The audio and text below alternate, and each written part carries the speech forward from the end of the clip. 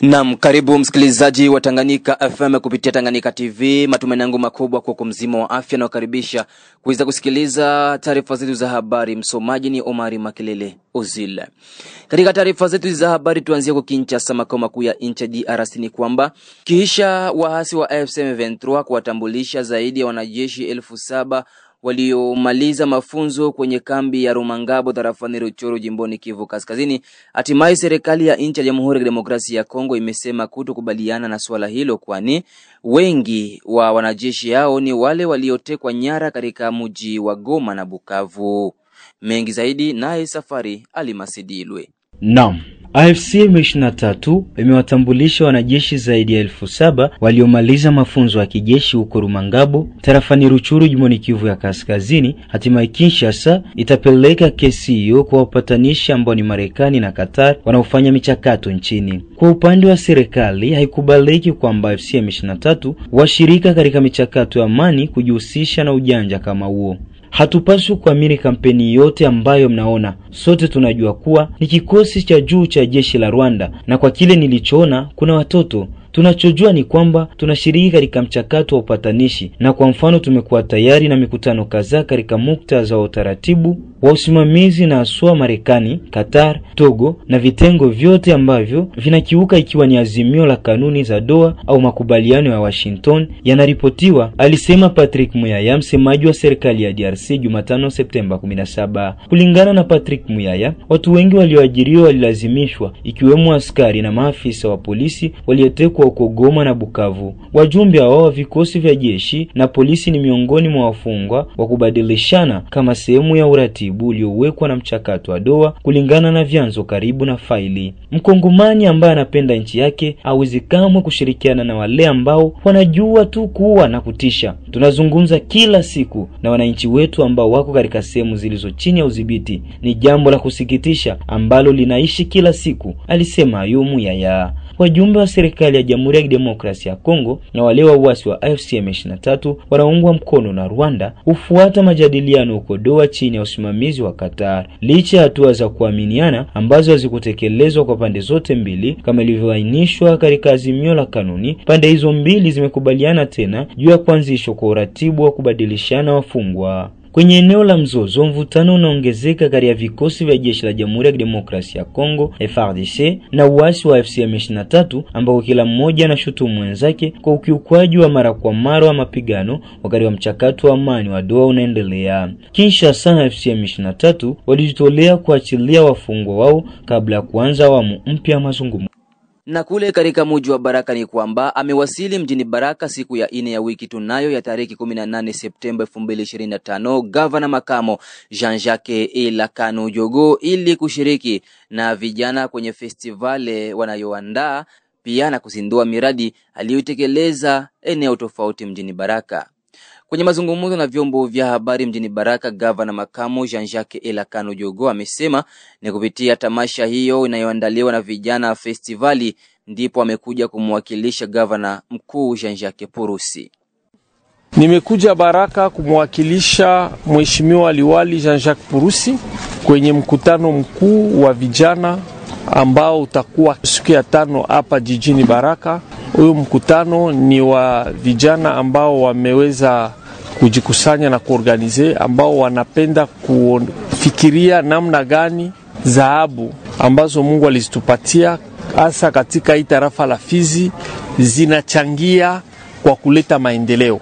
Na hiyo walipenda kumwalika liwali kutokana na agenda yake, akawa amenituma hapa na amenituma pamoja na delegation nyingine, na hiyo delegation ambayo inanishindikiza tunakuwa na ba membre ya conseil provincial ya ba vijana, tunakuwa pia na msemaji wa ba VDP province ya Sud Kivu, ili tuangalie kwa pamoja nini tunaweza kufanya kwa kuboresha amani na kuwaletea hasa zaidi ujumbe baada ya makamu waziri mkuu na waziri ambaye anaangalia security, anaangalia mambo ya asili kupita pale Uvira.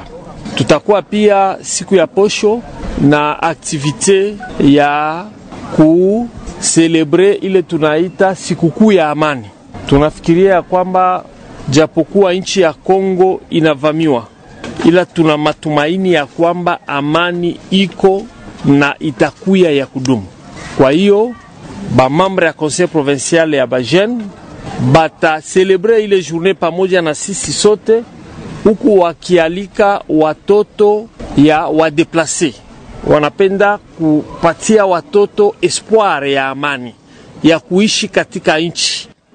Upande mwingine, gavana makamu wa jimbo la Kivu Kusini Jean-Jacques Lakano Jogu ameongeza kuwa kupitia uwepo wake mjini Baraka atazindua miradi kadhaa aliyoianzisha.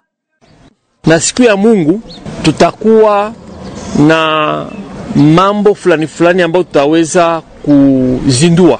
Mnajua nilikuwa hapa yapata miezi 2 sasa, nilikuwa hapa na niliweza kufanya lancement ya mashantier mbalimbali, ikiwemo ile ambayo tunaita pont inarelia Ibaz 1 à Ibaz 2. Tuliweza pia kulancer chantier ya construction ya mangare ku marché Jeteme ya Ibaz. Tuliweza pia kulancer chantier ya kujenga office ya mutualité wa ndugu zetu wa Buguma, na chantier ya kujenga école primaire ya leta ambayo inaitwa EP Luamba. Kwa hizo chantier zote 2 zitakuwa tayari na zingine 2 zitasubiria. Kwa hiyo siku ya Mungu tutakuwa pale kwa Ibaz kufanya lancement, kufanya inauguration na kuremettre ile ouvrage ku circulation, na tutamkabizi madame maire ili waichunge vizuri. Tutakuwa pia pale ku marché Jetem pamoja na wahusika ili tuwakabizi. Hiyo ni ishara ya kusema ya kwamba tumekuja na mtindo mpya. Sisi ni kusema na kutimiza, ni kusema na kutenda. Watu wanazoea kuona wafanya siasa wanapana maahadi, hizo ahadi hawazione. Mimi mwenyewe niliona hivyo miaka iliyopita, tuliweza kupewa maahadi huku na wakuu viongozi wa ngazi za juu na juu zaidi, eti tutatiliwa umeme, eti tutatiliwa barabara ya lami, eti sasa kusema vya mingi. Lakini sisi tumesema hapana, mtu ambaye anapenda ndugu zake, mtu ambaye anapenda dada zake, kaka zake hawezi kuwadanganya. Ndio maana sisi ni kusema na kutimiza. Tubaki tu katika mji wa Baraka ni kwamba mashirika ya kiraia mjini Baraka yamesema kutokubaliana na mpango wa kitengo cha usafi na mazingira au asenisima mjini humo kwa kutaka kuendesha kazi za pamoja maarufu salongo kwa kinguvu. Albert Tundamaisha, kiongozi wa shirika la raia mjini Baraka Fox Vivi, amesema wao kama mashirika ya kiraia hawatokubaliana na mpango huo. Ndiyo ndugu mtangazaji, na sisi tumesoma kibarua hicho mitandao na hatukufurahia. Salongo iko na muda mrefu inaanza na ikukuwa salongo ya nguvu. Waraia wenyewe wamejisikia pamoja na viongozi wa makartie wa maveni kwa kufanya salongo. Lakini kwa kusema saa hii kusema kuko salongo force, yani inawezekana watu wafungwe, watu wapigwe fimbo, na hatuwezi kuruhusu ile. Lakini sisi kile tunaweza kuruhusu na kuankuraje ni kwamba baraia bakamate salongo kome kazi ya chaque vendredi ya kutengeneza mwingine. Na tumesoma kibarua wameandikia meya wa jiji kwa muda, donc maire en interim, na atupendi, na tunapatia maire de la ville na mwandika barua wa selile mise en garde comme société civile ya kutokuingia mwile mawazo ya kusema salongo force. Na kama itafikia salongo force ni kikao ya waraia ndio watasema, hapana autorite na hapana service fulani. Ile ndio si kama vile shirika raia tungependa tukuonesha ni kwamba mgini iko naendelea kutakata, na tunaomba raia waendelee kufanya ile kazi na viongozi wa maveni wa makarti waendelee kufanya ile kazi, na haiko juu ya force, yani polisi ama wazalendo ama FARDC wafatililie, hapana. Na kama itafikia waraia wenyewe watamua ile ndio tungependa kusema. Mwishowe, Albert Tundamaisha amekitaka kitengo cha usafi na mazingira na meya wa mji wa Baraka kwa muda kuhamasisha raia na sio kuandaa kazi za salongo kwa nguvu.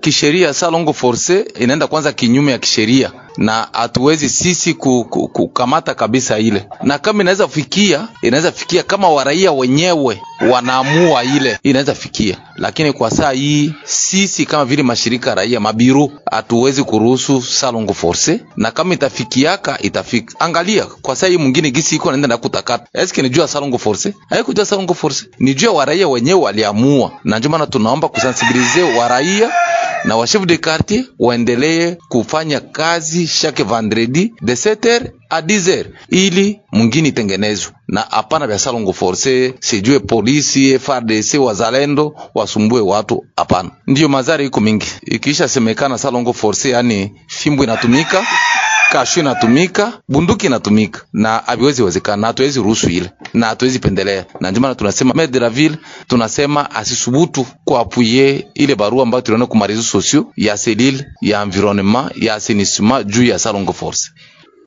Na kule Kabimba ni kwamba mratibu wa vuguvugu machozi ya raia mjini Uvira amelaani vikali kwa hali ya juu kitendo cha mauaji ya baba mmoja ambaye alipigwa risasi na watu ambao bado hujulikana katika kijiji cha Kabimba tarafani Uvira mnamo usiku wa kucha siku ya 4 ya wiki tunayo.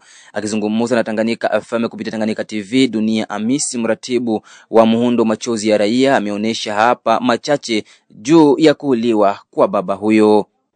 Ndio, kuko baba umoya mwenye alikuwa asasine vilasha Kabimba mgrupu maka Kongweji. Bali mkuta tu kunyumba yake usiku na njoo wakampiga masasi na njoo kukufa. Ule baba alikuwa wa age ya umoya ya 70 na batu walikia muingilia wakujulikana hata kabisa wakujulikana kabisa. Mpaka saa hii serikali ingine inafanya uchunguzi, lakini yenye sai ndaambia watu sai maiti yule baba ngali kwanza tuende tena morgue parce alikufa mu mazingira ya kutatanisha. Ndio familia kasema kwanza itie mwili yake kwenye mochwari kwa kungoya gisi bataanza fanya uchunguzi wa kina. Ndio sisi tunasema kama hii masiku tuko nje kushauria watu, maana hisi kuisha kuwa teoria mbaya. Mtu bakiona anazeeka manake ni mlozi, manake mtu kake tena tunayua tu ule mtu kama asio mambo ya urizi, manake ni mambo ya uchawi tu paske kuisha kuwa teoria mbaya kuwa nadhani kile wote mwenye anazeeka ni mlozi, ama mtu akikuwa na mali kidogo ndio kama mambo ya fitina, lakini hatakuwa na udhibitisho wa kina kuhusu kifo chake. Ndio maana tunaomba serikali ifanye utafiti. Na huko Kalemi ni kwamba kuzindua rasmi kazi za kukarabati barabara kuu ya Lumumba iliyoharibika kwa mafuriko ya maji ya ziwa Tanganyika ndio lengo kuu la kuwasili kwake waziri mkuu wa DRC Judith Suminwa Tuluka katika jimbo la Tanganyika tangu siku ya Jumatano hii. Ndipo ameweza kuhutubia raia na kusema kuwa lazima barabara hiyo iweze kutengenezwa. Tumsikilize Judith Suminwa.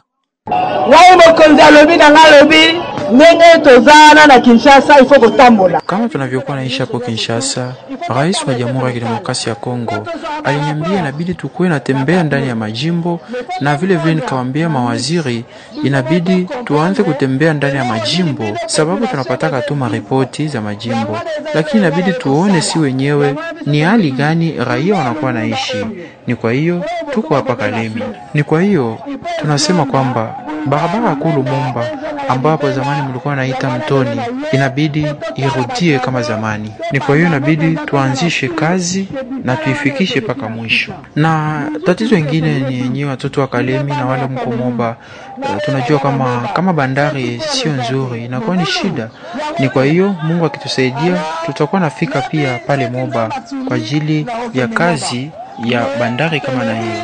Lakini tunaona kwanza leo tutembelee bandari ya Kalemi, tujue ni shida gani njoo iko pale na tujue nini ya kufanya, sababu inabidi bandari zetu ziwe safi na tutumie ziwa yetu kama inavyostahili. Kubongisa pa poto bando osale la pe lak na biso.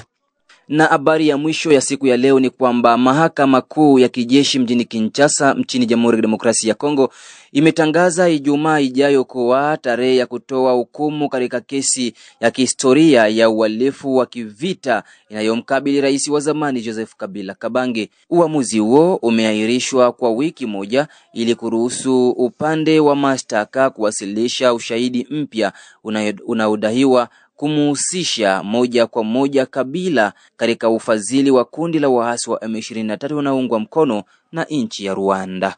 Msikilizaji, ni hapo ndipo naweka nukta taarifa zetu za habari za Tanganyika FM kupitia Tanganyika TV. Omari Makelele Ozile msomaji wako, nasema asante na kwaheri.